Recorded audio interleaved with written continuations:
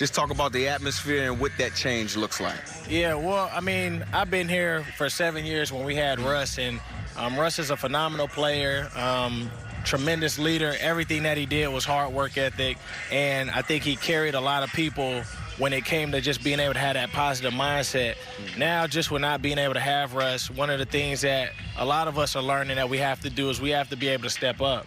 So it allows people to kind of play above what they've been playing at, because now they feel like they have a voice. Now they feel like their play matters. Now they feel like, you know, they can be able to do what it takes for us to be able to win. You mentioned the quarterbacks there, Geno Smith, Drew Lock. Anything you can tell us about that competition? I mean, who's winning right now? I'm just going to go flat out there and ask you that. Who will be the starter in your opinion? I mean, I can't tell you who's going to be the starter. I mean, obviously, we've only had 3 or 4 practices, so the competition is going to go all the way even in preseason.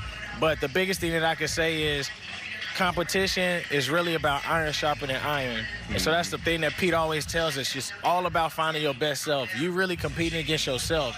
And so whoever ends up winning, we're going to do whatever we need to do to be able to win, put each and every person in the best situation possible, and that's all you can do, and that's really what it's all about. So the competition continues to roll in Seattle. Lockett not rolling to go on record just yet. I would imagine if it's like 2 weeks from now, he still probably wouldn't say who to start. Yeah, he's not going to tell you. You tell me, is there one guy who's better suited to win this job?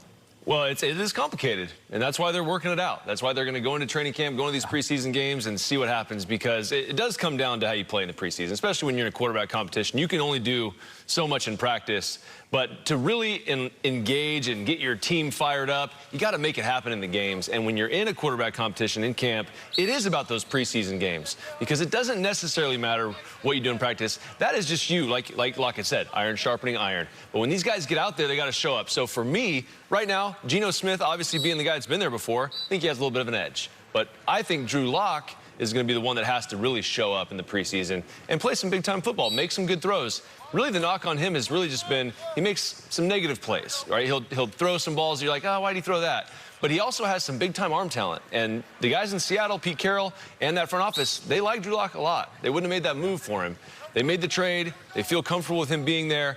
As soon as he can pick up this system, which I think is very quarterback-friendly, it's very similar to the one that he ran in Denver the last couple of years, I think he's going to be the guy. In my personal opinion, eventually Drew Lock is going to be the quarterback for the Seahawks, but I personally just like DK Metcalf. So throw him the football, right? Throw him the football, find those guys. Lockett's obviously a fantastic player, has been there 7 years, but the one that can get those guys going the most is going to win that team. Yeah, I don't think Geno is going to win this job, guys. I mean, and like you said, Drew Lock has more of the upside, and that's how I see it as well. And honestly, a little bit of me, David, I can't get the perception out of my head of Geno. You know, what I saw for a long time with the Jets, you know, being a Jets guy, you know, there were a lot of times where Geno would be going good and he looks good and then he throws an interception at the wrong time.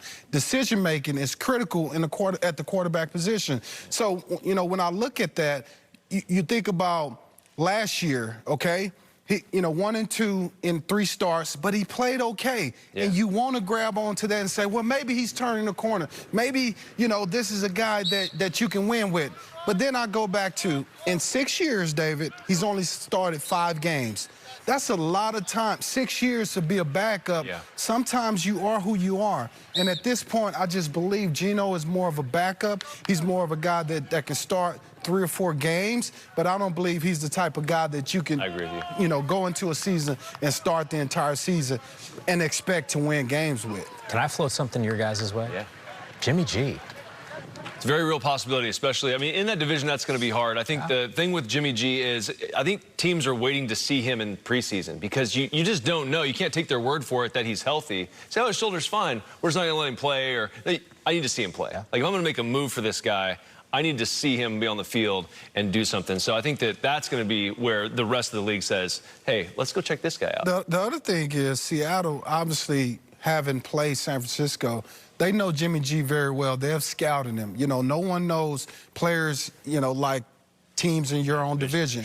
You study those guys twice a year and sometimes more in the offseason. So will San Francisco say, you know what, we'll trade him to Seattle. We know we're going to have to play him twice. We're still going to kick his butt. Do you think they feel that? I mean, that's moxie right. if they do feel like that. Yeah. I mean, the Niners, you would imagine, don't want to see him in Seattle, but with the contract and how things are playing out, you just don't know. Those options are, the clock is ticking here. I mean, the options are starting to get a little limited, and who knows what happens with the Cleveland situation. I know Jimmy's been on record and saying, hey, I wouldn't mind going playing in Miami either.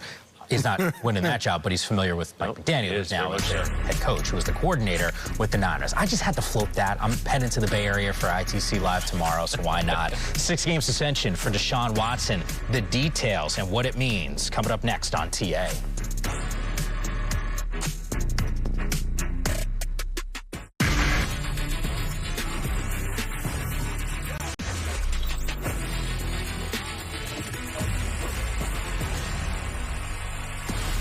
Here's what's coming up tonight on NFL Total Access. The independent disciplinary officer has made a ruling. Deshaun Watson has been suspended for the first 6 games of the season. Kyler Murray's contract has actually had the NFL world buzzing. We go one-on-one with his head coach, Cliff Kingsbury. Plus, how can Daniel Jones snap an ugly playoff drought for the Giants? And with an influx of talent heading to the AFC West, we'll tell you who really stands out as the best. And with that, we actually welcome you inside our NFL Network studios. It is a fresh edition of NFL Total Access. David Carr, LT, ready to rock and roll. I'm Mike Yam, and there is a ton to get to over the course of the next 2 hours, including jumping around the league to various camps. But guys, we know what we're starting with, the major news of the day. The Deshaun Watson ruling, it came down.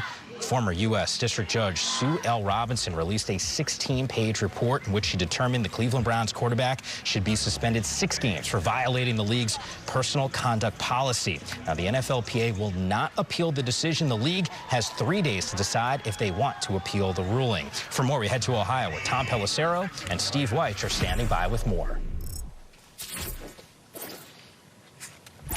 Mike, the NFL had asked for a minimum 1-year suspension for Deshaun Watson. It ends up being 6 games from Judge Sue L. Robinson. The league now must weigh, Steve, whether or not it is worth filing an appeal. If 3 days to do so, if they do, the NFLPA would have 2 days to respond. Then there's really no specific timeline for Roger Goodell or his designee to hear that appeal. The NFL Players Association already fired a warning shot in a statement last night in which they called upon the NFL also to not appeal this decision. In other words, if the league does appeal and the suspension ends up getting increased, then there's a very real possibility this could end up in federal court and drag on indefinitely and most likely into the regular season. Yes, and we've seen something like this before where the Ezekiel Elliott case, Tom, where his case went to the federal court, his case for violating the personal conduct policy, went to the courts. He played the first 8 games of the 2017 season before accepting his 6-game suspension.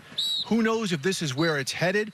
The Browns don't know, and just talking to people here, they're just not sure exactly how the NFL is going to take this or where they're going to take this. But in a statement released by team owners Jimmy and Dee Haslam, they said they will defer to the objective judge, Sue Robinson. And Kevin Stefanski came out and said this was a collectively bargained officer who came up with his decision. So those are not so subtle shots saying, hey, the league and the players union had somebody who they deemed fair come up with this type of ruling, and that's what should stick. And quickly, Tom, on the field, we saw Deshaun Watson today still taking the majority of the first-team reps. Jacoby Brissett, his backup, was taking reps also. Head coach Kevin Stefanski said at some point they may have to adjust their schedule because right now they're thinking Jacoby Brissett will be the week 1 starter. And asked about Deshaun Watson, Kevin Stefanski repeated what he said back in March in that he does not take it lightly, the impact that this decision has had on people. He said he's spoken to women in the organization, women in the community, that the Browns value all their fans and they don't want anyone to feel as if they're being dismissed. Mike?